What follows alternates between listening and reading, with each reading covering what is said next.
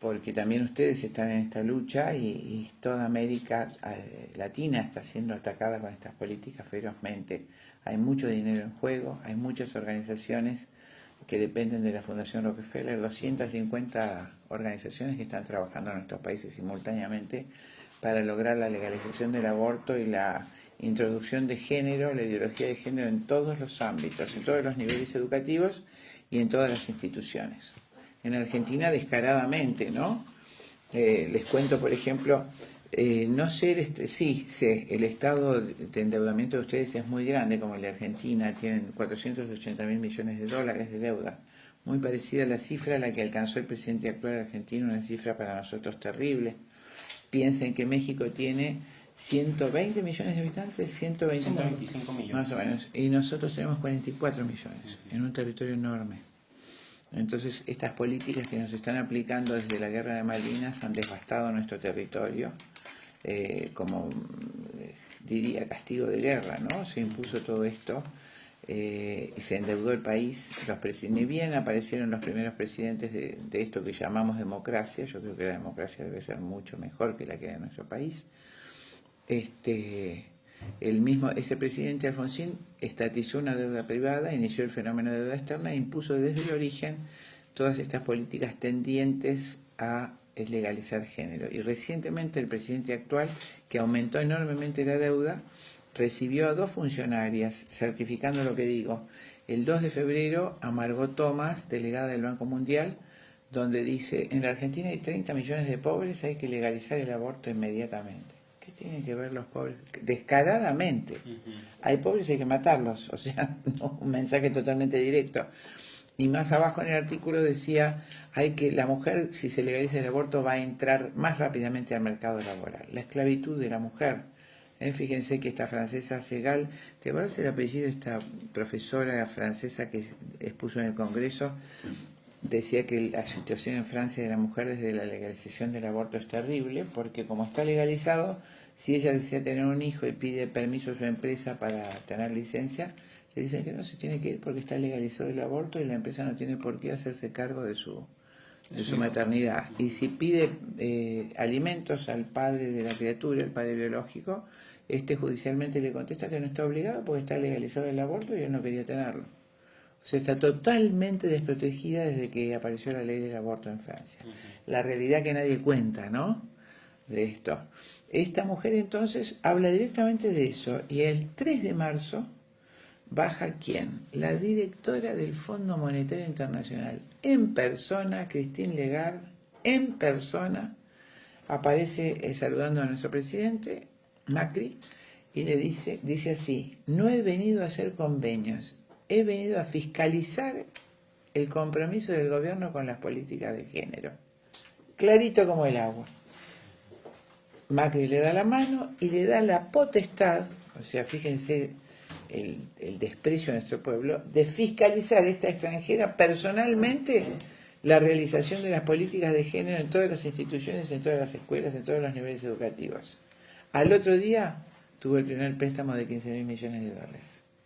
Así funcionan nuestros pueblos. Perdón, en total anunció 50.000 millones, claro, que los va desembolsando, acorde van controlando el cumplimiento de la agenda de género. Correcto, a medida que van controlando el cumplimiento de la agenda de género, por eso es desesperado. El presidente lo primero que dijo es llevar a debate, a pesar de que se había comprometido ante el pueblo argentino a defender la vida desde la concepción. Está grabado en todos lados, en las redes lo hemos difundido.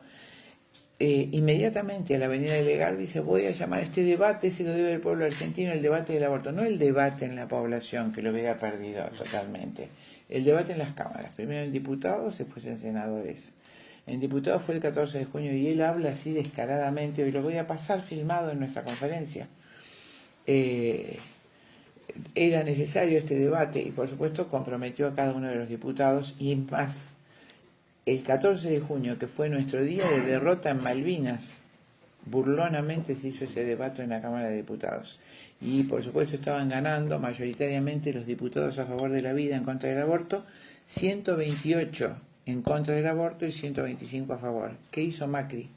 Con el avión presidencial mandó a buscar 3 diputados de la provincia de La Pampa, provincia es estado para ustedes, que no querían votar, y a otro diputado del norte les obligó a votar a favor del aborto, y así ganó la elección, coincidiendo con el día de nuestra derrota en Malvinas, de la batalla sangrienta de Monte London, donde tantos argentinos dejaron la vida defendiendo la soberanía. Perdón, eso porque la votación duró todo un día. Comenzó el debate el día 13 de junio. El debate, entre comillas, se llama debate cuando ya está todo resuelto. Los diputados se exponen uno a uno, como la Cámara Nacional tiene casi 300 diputados de todos los partidos.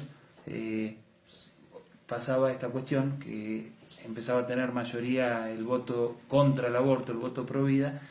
Y durante la madrugada no sabemos bien qué pasó, la gente estaba afuera, un frío bárbaro, muchos estuvimos ahí. Mucho frío, pero mucho frío. Y por supuesto todos los partidos de izquierda y todos los del pañuelo verde presionando, había una valla divisoria, todos los abortistas de un lado y todos los pro vida del otro.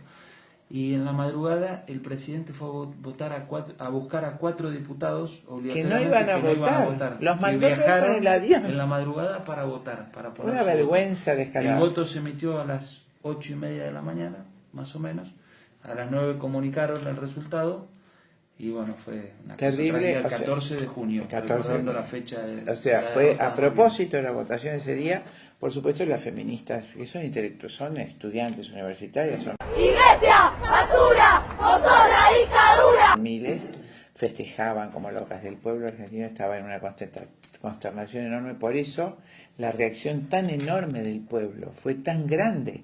Imagínense que cuando fue el debate en senadores, había 2 grados de temperatura, una lluvia helada, cierzo, prácticamente nevisca, 500.000 personas con sus familias en la puerta del Congreso, de todo el país, de Salta, de Mendoza, de Jujuy, de Tucumán, de todas las provincias, familias enteras esperando la votación hasta las 3 de la mañana, abajo del frío helado.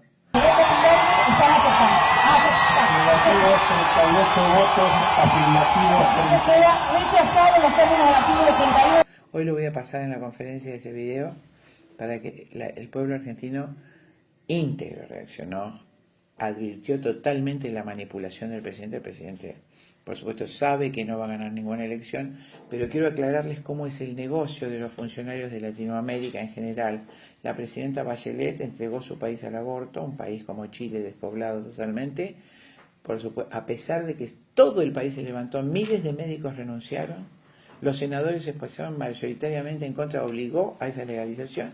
Ella se fue con un cargo altísimo en Naciones Unidas sobre la organización OPS, cobrando miles y miles de dólares mensuales. Así pasó con nuestro canciller del año 82, con las diputadas que cobran, diputadas abortistas de nuestro país, cobran 22.000, 30.000 dólares de Naciones Unidas, de las fundaciones de Naciones Unidas para promover el aborto. Así se está manejando, a pesar de la voluntad mayoritariamente expresada, más claro, imposible, todo el pueblo. Ninguna causa en Argentina puso 2,5 millones de personas en la calle. No conozco, tengo 64 años, nunca había una cosa igual. Salían cuando marchamos el 25 de marzo, el Día del Niño por Nacer, en la capital federal, salía la gente de las casas de Buenos Aires con cochecitos, con familia, con la bandera celeste y la bandera argentina. Una marcha inmensa, nunca había una cosa. Y en todas las provincias simultáneamente, que lo pudimos ver por los medios. Por las redes sociales. Las redes sociales. Los medios de comunicación todos comprados.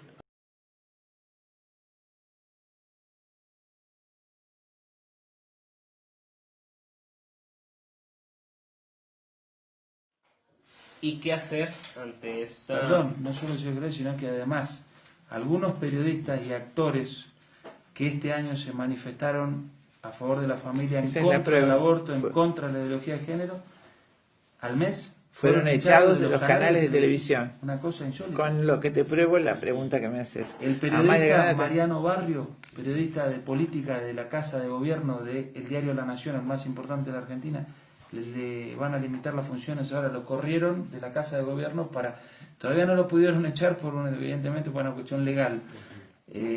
Lo corrieron de sus funciones. Amalia Granata, una periodista, una conductora muy bonita, que fue modelo. Hace un tiempo quiso, ella encauzó su vida, tiene familia, tiene 2 niños. En este momento se comprometió con la defensa de la vida después de la votación de senadores, de la la televisión, echaron del del canal canal de 9, televisión. uno de los canales más importantes. Cuando vos hablas de esto, mucha gente, muchas estudiantes universitarias con muy poca formación cultural, te dicen como conspiracionista, es decir, el mismo gobierno mundial lanza este tema. No es ninguna conspiración, es política, simplemente política. La política que existió siempre. Alejandro Magno, los egipcios, los romanos, siempre en su afán de conquista, ¿no es cierto?, tratan de apoderarse de los recursos y de limitar los poderes de la nación dominada. Esto es histórico. Lo que ocurre es que particularmente este poder que existe hoy en el mundo es una plutarquía. Todos ustedes en periodismo lo han estudiado. Esta plutarquía, el presidente norteamericano, por ejemplo, hago la excepción de Trump, porque no pertenece al CFR, siempre, desde 1921, debe proceder del CFR, del Council on Foreign Relations. Fue creado por Rockefeller para imponer el marxismo en el mundo dominado, así lo hizo. Está formado por 4.000 personas y solo de allí salía el presidente de los Estados Unidos, sin importar que fuera demócrata o republicano, pues el plan de gobierno está hecho en el CFR. Ese CFR responde a la Trilateral Commission, que también lo voy a explicar hoy ampliamente. Esto es geopolítica, y esta a su vez de un grupo denominado Grupo Bilderberg, que es, digamos, la élite del CFR. En esos órganos se planifica la política a corto, mediano y largo plazo. 2 días, 500 años. Dentro de esa política, por supuesto, recuerden que el sustento del poder de una nación es de 3 patas. Nos guste o no nos guste. El dinero, las armas y la población. Nosotros le temeríamos a China si entráramos en guerra. ¿Por qué? Solo porque son 1.600 millones de habitantes, chicos. ¿Por qué Japón es el país tan rico que está por arriba del primer mundo? Tiene 800 habitantes por kilómetro cuadrado. ¿Cómo destruís esa fuerza laboral solamente con una bomba atómica? ¿No es cierto? Las armas, ¿cómo hace? Cuando hay países emergentes con capacidad intelectual importante, Estados Unidos, no quiero nombrar al país porque el pueblo de los Estados Unidos no tiene que ver con esto. Es una plutarquía, lo vuelvo a decir, claramente establecida. Inmediatamente fabrica una guerra. A nadie es ajeno, por ejemplo, el autobombardeo de Pearl Harbor de los Estados Unidos para entrar en la Segunda Guerra. ¿No es cierto? La guerra de Croacia, la guerra de Yugoslavia. En vez de una gran nación como la Yugoslavia, 4 naciones chiquitas que no tienen ningún poder. La guerra de Malvinas, que fue promovida por Inglaterra, porque vencía en ese momento, ellos hace 150 años ocupaban malamente las islas, teníamos que intervenir, entonces hicieron todos los esfuerzos por adelantar la guerra varios meses, todo su servicio de inteligencia actuó en Argentina, igualmente dicho por el comandante de la flota inglesa, Jeremy Moore, en su libro, si la guerra duraba una semana más, Inglaterra perdía vergonzosamente la guerra. Fue el país que más bajas infligió a Inglaterra después de la Segunda Guerra Mundial. Estados Unidos, y a esto me refiero cuando te digo gobierno mundial, traicionó el Tratado Interamericano de Defensa Recíproca, el TRIAC, e intervino en la Guerra de Malvinas con la flota de la OTAN. Así nos derrotaron vergonzosamente para ellos. Y a partir de la derrota de Malvinas mandaron, por supuesto, por capitulación de guerra, desarmaron totalmente nuestras Fuerzas Armadas. No es todo nuestro armamento, fue regalado al vecino país de Chile, que entregó nuestros barcos a través de los radares. Esto lo confesó el mismo Pinochet en Inglaterra, cuando lo quisieron poner preso. Les recordó, y así lo defendió Thatcher, y por eso Pinochet no fue acusado.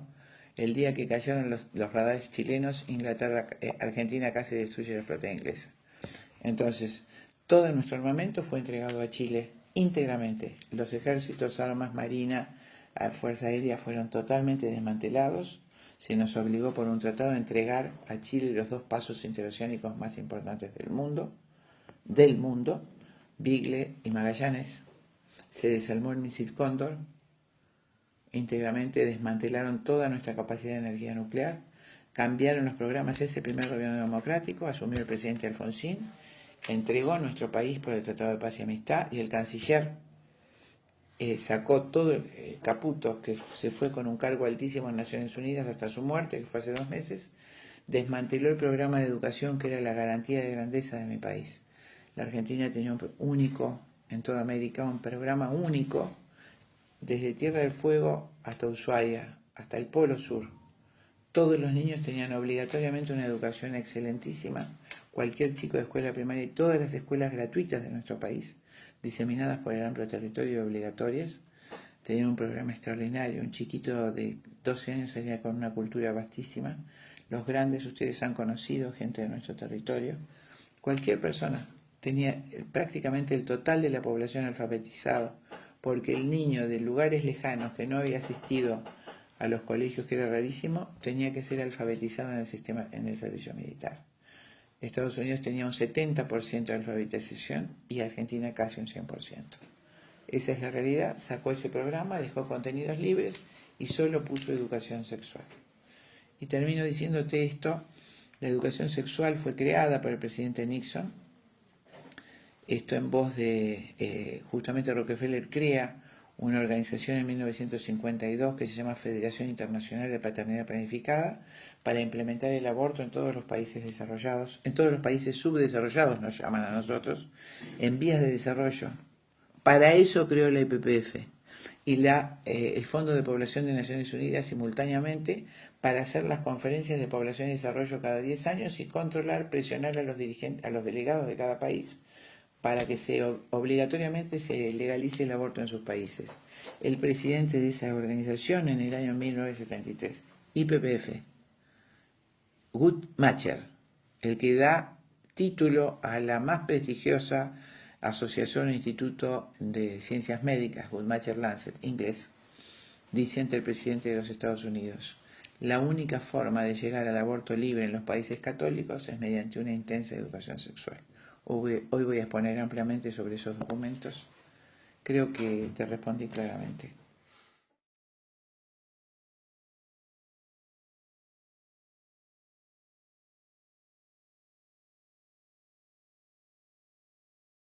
¿Quién está financiando el aborto en toda Latinoamérica y tratándolo de implementar? Así es, muy concreto. En este instante Sí. preciso, Soros. George Soros está implementando, sobre todo financiando las políticas de género. La Fundación Rockefeller, madre de 250 fundaciones, entre ellas la Fundación Huésped en Argentina, a ustedes pronto los visitará, son financiadas y financian a los habitantes de nuestros países para legalizar el aborto. Fundación Rockefeller, Fundación Ford, Fundación Huésped como hija de Fundación Ford y otras 250 fundaciones, que sería largo enumerarte. En Argentina, Casa Fusa. La sucursal de la IPPF en Argentina se llama Casa Fusa. La página de IPPF, ustedes pueden acceder, dice que le dio $3 millones a Casa Fusa en Argentina en estos 2 últimos años para legalizar el aborto. O sea, se transparenta este recurso. O sea, puede saber uno cuánto le están destinando a México. Claro, entras a la página de la IPPF. Hasta hace poquito estaban mencionados. Después de la ley de la votación del aborto, como la gente salió no sabía. con pancartas a la calle a decir Planet Parenthood, go home, como es vete a casa, insultos a IPPF, Han retirado de la página retiraron los montos. los financiamientos que expresaba IPPF a otras organizaciones, como por ejemplo Católicas por el Derecho a Decidir, que era una de las instituciones Que no son católicas, que son aparecían en creadas. las manifestaciones Son todos menos abortistas, Exactamente. con los pañuelitos verdes. La otra 900.000 había recibido Católicas por el Derecho a Decidir, Congreso de Médicos de Mujeres Latinoamericanas, de los centros de estudios latinoamericanos, Centro de Estudios de la Mujer, Centro de Estudios Latinoamericanos de la Mujer y otras, muchas otras, aparecía en la página el dinero que le había girado la IPPF. Recuerden que la IPPF depende directamente del señor Rockefeller. Fue creada por el señor Rockefeller. ¿Qué se gana? El territorio, querido. Si vacías el territorio, accedes fácilmente a los recursos. ¿Quién se beneficia? El hemisferio norte. Hubo muchas denuncias, una no porque sea católico, sino por la lucidez. Juan Pablo II en un enunciado dijo: el 25% de la población del hemisferio norte quiere exterminar al 75% para quedarse con el planeta. Nada más cierto. Lo curioso es que está en documentos, esto no es una suposición o es una idea, o es una conspiración. El documento concreto, que por lo que vos me preguntás, es el informe Kissinger de 1974. Y te contesto claramente con su título: Implicancias del crecimiento poblacional para la seguridad de los Estados Unidos y sus intereses de ultramar. Puedo recitarlo página por página. Hablando más sobre el aborto, se exageran las cifras respecto al aborto, que Mira, pareciera que la mayoría son por espontáneos, ¿no? O sea, por algo propio del organismo de la mujer que... correcto, mira, te voy a decir eso. El creador, el principal promotor de la legalización del aborto en Estados Unidos, que fue en 1973, en un fallo creado para tal fin, totalmente nulo, Roe versus Wade, fue el doctor Nathaniel Nathanson. Y él, que por supuesto cuando amplía la ecografía había hecho 75.000 abortos, cuando se amplía la capacidad de visión de la pantalla del ecógrafo, del monitor, ve lo que estaba haciendo en ese momento y cómo el chiquito abría su boquita llorando y se metía con sus manitos en el útero de la mamá, entró en shock. Él mismo lo cuenta. Y él dice que la principal estrategia que usó para legalizar el aborto en Estados Unidos fue inventar las cifras de aborto clandestino y de muerte por aborto, dicho por él. ¿Y qué te puedo decir de Argentina, que refuté a mis 2 ministros de salud en la sala del Congreso? Es un absurdo. Imagínense que Argentina tiene 44 millones de habitantes. Desde el primer ministro, desde hace 15 años, Ginés González García, está diciendo que hay 500.000 abortos por año. ¿Se imaginan que nuestra población hubiera disminuido drásticamente? Tenemos 700.000 nacimientos por año, ¿no es cierto? El cálculo de aborto, demográficamente hablando, es muy fácil, el aborto clandestino, porque se analoga la población con los abortos legales. España en el año 85 legaliza el aborto, en el año 87 tenía una población femenina de edad fértil como Argentina. Ellas tenían 1987 España, 1.400.000 mujeres en edad fértil. Argentina hoy tiene 1.100.000 mujeres en edad fértil. Podemos decir que es análoga, inclusive a favor de España, y ellos en ese momento tuvieron 16.000 abortos. Trasladado a nuestra población, la Argentina no puede haber nunca superado y ni siquiera llegado a 16.000 abortos por año. Esa es la realidad. Y muertes por aborto, me preguntaste también. Yo soy forense, querido. La estadística de muertes por aborto en nuestro país han muerto en el año 2016 43 muertes por aborto, 43 mujeres por aborto, incluidas todas los abortos patológicos y aborto espontáneo. Hablamos de que en términos médicos biológicos, cada 10 embarazos, 1 termina en aborto. No, biológicamente, normalmente. Si tenemos 700.000 abortos, la mayoría de esas muertes por aborto son por abortos espontáneos. ¿A partir de cuándo consideran que hay vida, ustedes como médicos? No lo considero, sino que es irrefutable en medicina. Sí. En cualquier especie animal, cuando se une el espermatozoide y el óvulo de esa especie sexuada, inicia un nuevo individuo su vida. Esto es una verdad científica. Y los que se oponen, lo único que dicen es una falacia disfrazada de pseudociencia. Usted lo puede reproducir en el laboratorio. Hoy se hace fertilización asistida.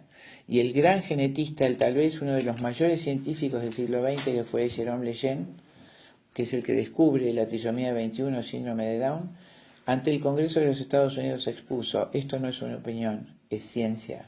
Ciencia irrefutable. Cuando el ADN del padre se une al ADN de la madre, un nuevo hombre ha iniciado su carrera.